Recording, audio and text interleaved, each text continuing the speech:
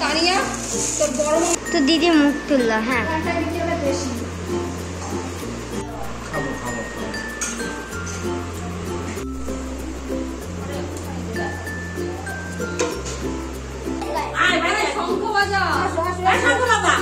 শোনা এবার ওর রাখিগুলো অবস্থা বুঝে ব্যবস্থা।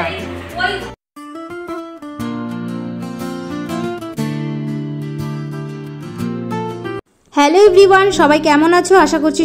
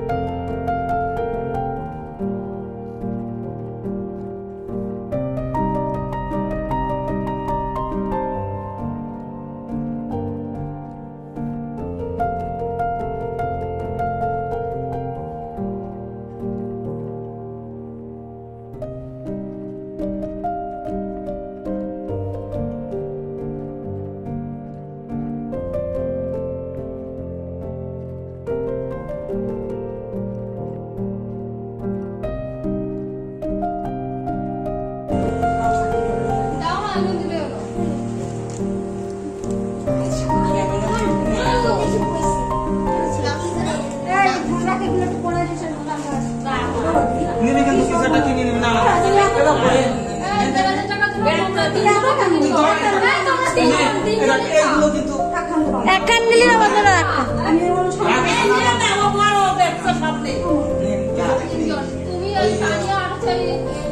এবার তোমরা দেখতে পারবে কত খুশি মুখ গিফট পেয়ে। দেখো হাসি আর ধরছে না, মনে হচ্ছে মুখটা একটু বড় হলে আরো বেশি হাসি হতো।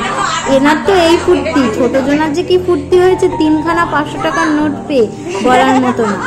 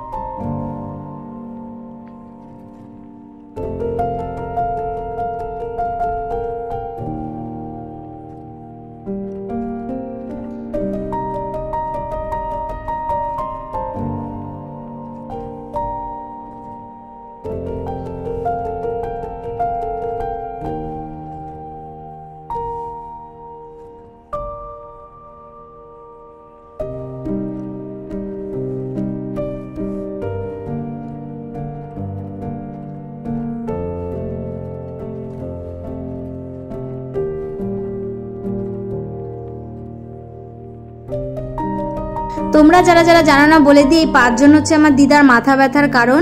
একদম কর্নারে মাসি, তারপরে মা, বড় মামা, মেজো মামা, ছোট মামা, পিছনে মেজো মামি বসে আছে, ওপাশে দিদা, আর এপাশে বসে আছে বড় মামি। যারা যারা চেনো না তাদেরকে আজকে পরিচয় করিয়ে দিলাম। তো এই যে হচ্ছে সবাই, আর এই দেখো কুর্তি, 2 বোনের ভীষণ আজকে বাজার, বলার মতন না। এবার এসেছি আমি আমার ভাইদের রাখি পরানোর জন্য। দাঁড়াও একটু সামনে এগিয়ে নি, নাহলে হাতে পাবো না। তো সবার প্রথমে আমার ভাই বসে আছে, তারপরে বড় মামার ছোট ছেলে, তারপরে বড় মামার বড় মেয়ে। 3 ভাইকে এখন আমি রাখি পরাবো। সবার প্রথমে ধান দুব্য দিয়ে আশীর্বাদ করব, তারপরে প্রদীপের তাপ দেব, তারপরে হচ্ছে মিষ্টি মুখ করাবো, তারপরে রাখি পরাবো। শেষে আবার একবার প্রদীপের তাপ দিয়েছি, কারণ ছোট ভাই নাকি আবার আমাকে প্রদীপের তাপ দেবে, সেই কারণে আবার সবাইকে প্রদীপের তাপ দিতে হয়েছে।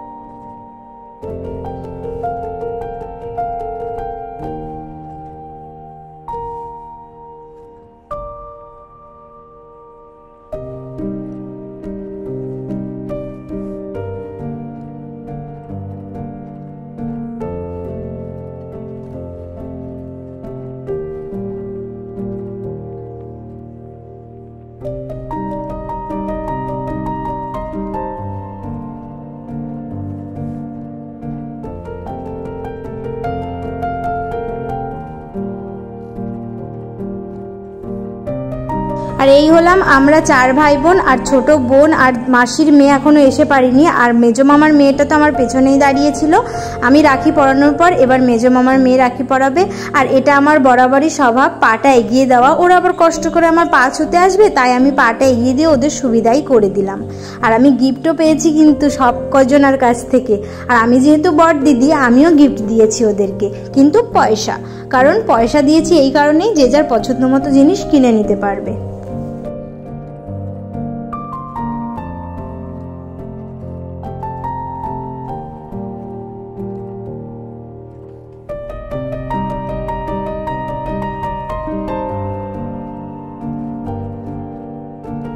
এই যে আমাদের বাড়ির একদম পুচকে সদস্য, ওকেও একটা রাখি পরিয়ে দিলাম। ও হচ্ছে আমাদের বাড়ির সব থেকে পুচকে সদস্য, তাই ও হচ্ছে আমার মাসির ছোট মেয়ে, আমার পুচকি বুনু। ওকেও আমি একটা রাখি পরিয়ে দিলাম।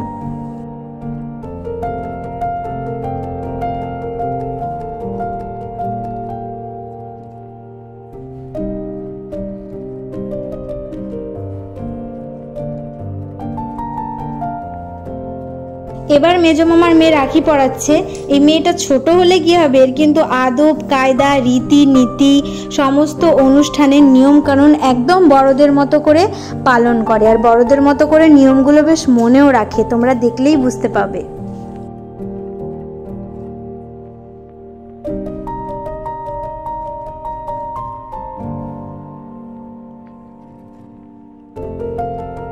মা এই যে রাখিগুলো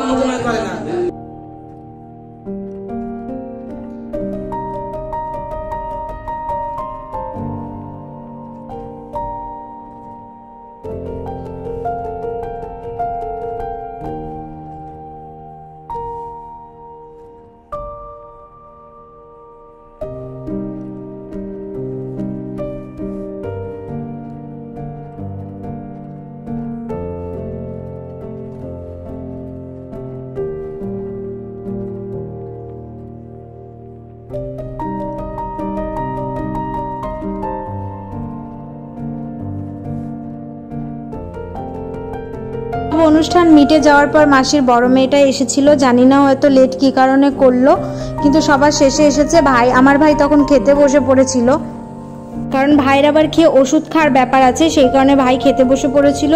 আর মাসির মেয়ে তারপরে ভাইকে মানে খেতে বসা অবস্থাতেই রাখি পরিয়ে দিয়েছিল। এইভাবে আমাদের রাখি সেলিব্রেশন হলো। আর খাওয়া দাওয়াটা কালকের ব্লগে তোমরা পাবে। আজকে তাহলে টাটা, দেখা হবে নেক্সট পার্টে।